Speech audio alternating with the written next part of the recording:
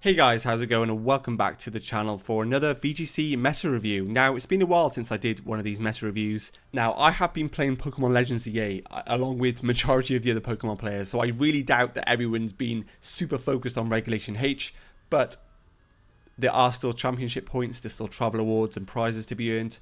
So, of course, we have to do a meta video to sort of talk about Regulation H, what the future is for VGC as well, because we have this very interesting tweet come out by the Pokemon company to say what format would you like to be playing in the future, or potentially like to see come back.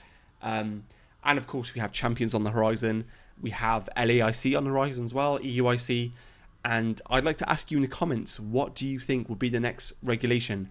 I've got a feeling there's going to be one more CR format for Scarlet and Violet before we get into champions. Now, we don't have a release date for champions, of course, but I've got a feeling there's going to be one more format, hopefully a Regulation C, a Regulation B, or A, one of those first three formats, and then we'll get into champions. Now, if you've been playing Legends EA like myself, I've been playing playing quite a few hours of that game. Let me know what your favourite new Mega Pokemon is.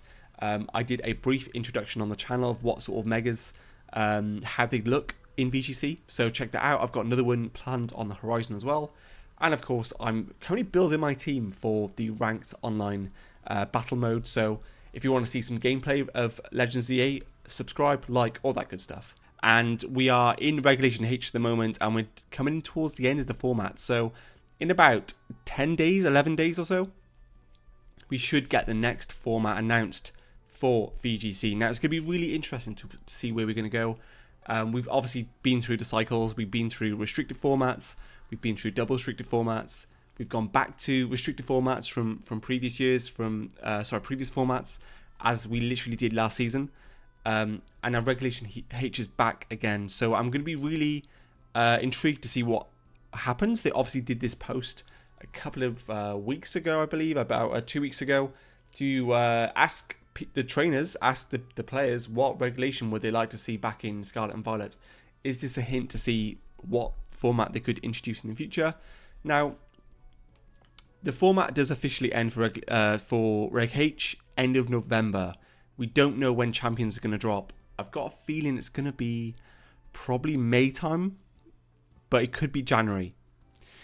So they're either going to drop champions straight after Regulation H, which I doubt they'll do, or they're going to introduce it after EUIC, which I think would probably be the best thing to do. Gives us a couple of months to get used to the format, and obviously the World Championship is confirmed for champions. So there could potentially be, very likely, another regulation for Scarlet and Violet to see it out. Now, personally, I did select Reg C here, but there has been a massive uproar on socials. There was a big civil war outbreak for the VGC players, confirming what format should be, sort of debating what format should be played next, and I think it should be Regulation H. Now, there is obviously there's a lot of mix here, you know, Reg C, Reg H, Reg B, Reg G even. I wouldn't mind Reg G personally. I didn't think Reg G was that bad of a format, but I think Reg A would be the perfect send-off. Let's go back to the roots. Reg A did have the least amount of formats, or tournaments, played within the format. So I think it would be quite fitting to go back to Regulation A, with especially all the movesets and some of the abilities have been tweaked since, with DLCs. What better send-off would we have for Scarlet and Violet to go back to Reg A? So we'll see. It's going to be really interesting. So I'm going to do, obviously, a post announcement video. So if you guys want to stay tuned for that, definitely consider subscribing. And of course, consider staying in the loop for future meta review breakdown videos such as this.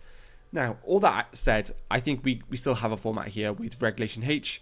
If we look at what's upcoming, we have Lille, which is this weekend. We have Gdańsk the week after.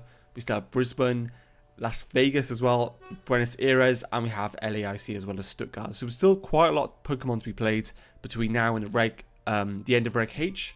So it's going to be really interesting to see what happens. Now, of course, we're in a very defined format here. This is the second bout we've had of Regulation H, and we know what's good, we know what works, we know what calls are strong. I've done a filter here on LabMouse just to say this month, what teams have been popular this month. And of course, at the top, no surprise, is the Lille team, the team that won Frankfurt. We have here Followed by, who is it? Is the Shohei team, which also got top 4 in that tournament. Now, we're seeing obviously the trend of Blood Moon Ursaluna being one of the most crazy statted Pokemon for a format like this. Historically, in these low power level quotation formats, there's a lot of diversity, but when you've got Pokemon like Blood Moon Ursaluna, the Hisuian Ursaluna, Gholdengo, Annihilate, these Pokemon are crazy overly statted. Not to mention, of course, Dragonite, they with the being a pseudo legendary 600 base stats with an ability like multi-scale as well, makes these Pokemon incredibly bulky. So we're seeing a trend here of like overly statted, bulky Pokemon paired next to a really good defensive core of Incineroar, Rillaboom, just sort of rising to the top. And I think that'll probably be the trend going towards the end of Reg H. We'll probably see some people sort of experiment with just fun Pokemon or fun teams they like playing, because this is probably the last time we're going to get a format like this for a while. Especially with Champions on the horizon and Mega Pokemon coming back, I think those formats will be quite centralized towards some of the more standard Mega Pokemon like Kangaskhan, Salamence, the new Dragonite as well. So it's going to be quite interesting to see how people sort of treat the format going forward. But I do expect these teams here to prevail. We have I call it Japanese Rain, but commonly known as the Elizabeth Rain. Elizabeth being the player that standardized this team. There's been a couple of different versions of it with Basque Legion as well, and of course the version that Aaron Zeng played as well with the Whimsicott. I think it was Power Herb, Arcaladon as well. I'm not too sure if that was the case. I think it was. Yeah, it was. So yeah, we're seeing like funky little teams like this pop up, and of course we have the Charizard Sun team. We have the Justin Tang team, the team that Justin Tang sort of won tricks to start the format. Whether he goes back to this team will be really interesting. I assume they're playing Las Vegas, so it's going to be interesting to see if they play that team again. And yeah, I mean, if we look at sort of the results of Milwaukee, which was last weekend, obviously we had Wolf here playing the Hisuian Zoroark, which is actually a really interesting Pokemon. He played it not so much as like a choice specs user, but more of a focus / support user with Taunt, Bitter Malice, Icy Wind, sort of complementing the Blood Moon and the Gholdengo. I think these teams are just Blood Moon teams and Gholdengo teams of Whimsicott. But you get to throw in Pokemon like Zoroark, which is quite annoying for your opponent to play against because it has that duo typing of Ghost Normal, which is really tricky to play against, especially against fake out users, fake out teams. I think it's a really good. I think this team was really a really good call into the format. We're seeing fake out users being really prevalent at the moment. Zoroark can create that mind game and of course mitigate that as well. Whimsicott is just a great addition for this team because it can use fake tears, encore.